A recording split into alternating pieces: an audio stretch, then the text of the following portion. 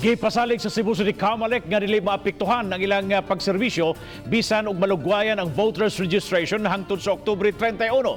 Samtang gipangandaman na usab nila ang pagsugod sa filing of certificates of candidacy karong Oktubre 1 kauban ang PNP o ubang mga government agencies. Ani ang report.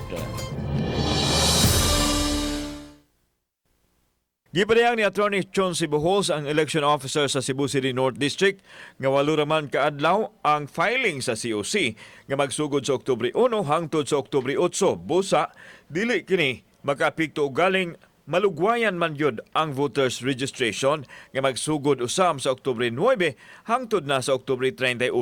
Dugang kahago man alang sa mga COMELEC personnel apan andam nila kining himuon. Meet man karong hapon ang COMELEC and Bank.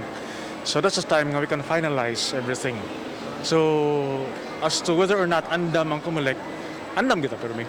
Samtang gihangop usab sa uban ang paglugway sa voters registration aron mahatagan og kahigayunan ang kabatan-onan nga makasalmot sa 2022 election. Gani midagsa na ang mga tao sa mall diin gipahigayon ang registration. 1 month extension is practically something that should be welcome. Sa pikas bahin mopahigayon og simulation exercise ug mga adlaw ang COMELEC, kapulisan, kabumbirohan ug ubang mga ahensya alang pagsugod na sa filing sa Certificate of Candidacy.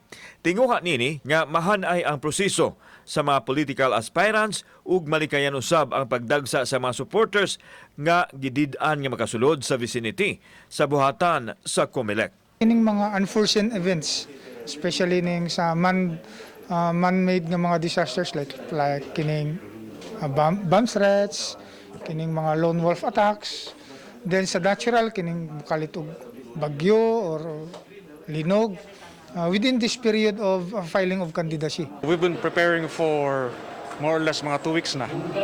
When it comes to filing, we've been in constant coordination with the agencies to assist us in the filing of the COCs. Kauban si Cleofer Lumayag, ako si Alan Domingo. Balitang Bisdak.